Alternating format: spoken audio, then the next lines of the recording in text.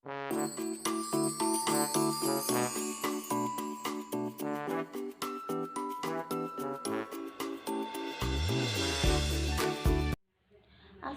warahmatullahi wabarakatuh. Saya Bivsutana Sanah dari Fakultas Ekonomi dan Bisnis. Di sini saya akan menjelaskan hasil diskusi dari kelompok saya tentang sistem informasi strategis. Sistem informasi strategi.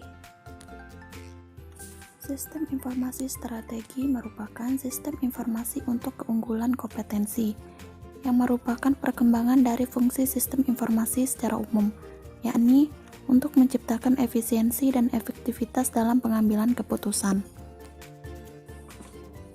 Perbedaan sistem informasi strategi dan sistem informasi di level strategi. Sistem informasi strategi. Sistem informasi yang digunakan untuk melakukan penerapan strategi. Sedangkan sistem informasi di level strategi yaitu sistem informasi yang digunakan manajer untuk melakukan perumusan strategi. Perbedaan sistem informasi strategi dengan sistem informasi di level strategi. Sistem informasi di level strategi. Yang pertama, untuk manajer atas, yang kedua, untuk merumuskan strategi, yang ketiga, hanya sebuah sistem informasi yang disebut dengan sistem informasi eksekutif.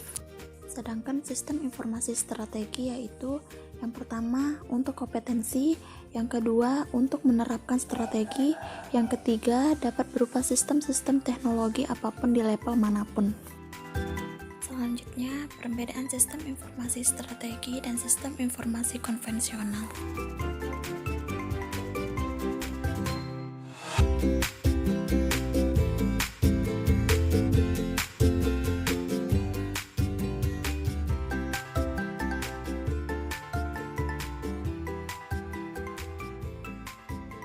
Selanjutnya, 3 strategi umum yang digunakan oleh perusahaan-perusahaan untuk memenangkan persaingan, yaitu yang pertama, cost leadership strategi, yaitu suatu strategi yang dapat mencapai posisi sebagai produser dengan biaya terendah di dalam industri.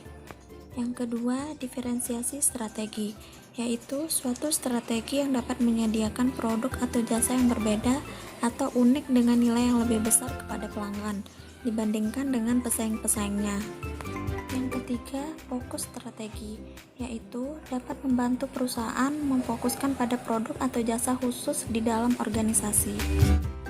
Selanjutnya, model-model penerapan sistem informasi strategi. Yang pertama, model tekanan-tekanan kompetisi.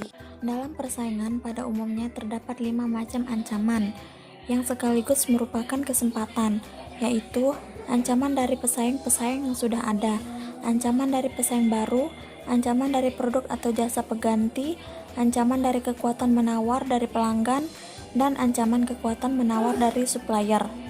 Kelima hal tersebut dapat juga merupakan suatu kesempatan jika diterapkan strategi yang tepat, misalnya dengan cara cost leadership, diferensiasi, atau other strategi.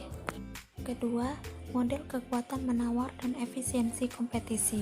Ancaman dalam model ini terdiri dari 2 sumber, yaitu kekuatan menawar dan efisiensi kompetisi. 2 sumber ini ditentukan oleh 5 faktor, yaitu biaya-biaya pencarian, keunikan fitur produk, biaya-biaya berpindah, efisiensi internal, dan efisiensi antar organisasi. Ketiga, model rantai nilai.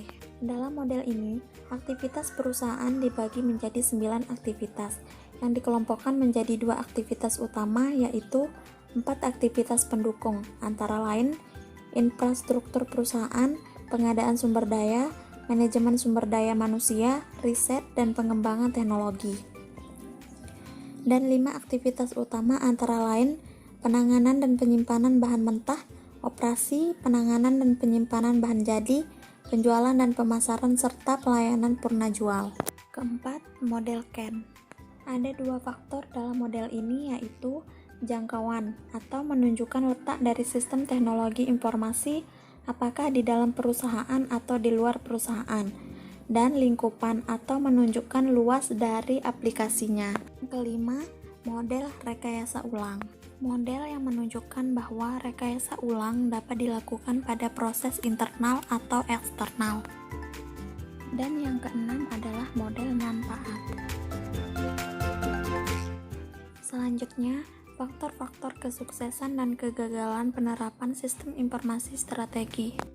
Ada beberapa faktor yang dapat mendukung kesuksesan dari penerapan sistem informasi strategi, antara lain: yang pertama, organisasi harus mempunyai visi informasi teknologi.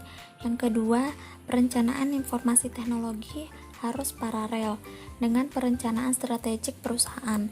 Yang ketiga, dalam penerapan sistem informasi strategi harus menjadi yang pertama dalam industrinya. Yang keempat, kreatif, menarik jangkauan dan lingkupan. Selain faktor kesuksesan tadi, perlu diperhatikan pula faktor-faktor yang mengakibatkan kegagalan penerapan sistem informasi strategi. Faktor-faktor ini antara lain: yang pertama, perusahaan tidak mau atau tidak mampu mempertahankan investasi di masa depan. Yang kedua, informasi teknologi untuk sistem informasi strategi tidak boleh gagal, karena kegagalan tersebut dapat memalukan, menurunkan produk dan jasa sehingga menurunkan citra perusahaan. Yang ketiga, waktu penerapan sistem informasi strategi yang kurang tepat. Yang keempat, kualitas sumber daya sistem informasi strategi yang kurang memadai. Yang kelima, aliansi dapat menjadi pesaing. Dan yang terakhir, perbedaan kultur dan perbedaan industri. Sekian yang bisa saya sampaikan, kurang lebihnya mohon dimaafkan. Wassalamualaikum warahmatullahi wabarakatuh.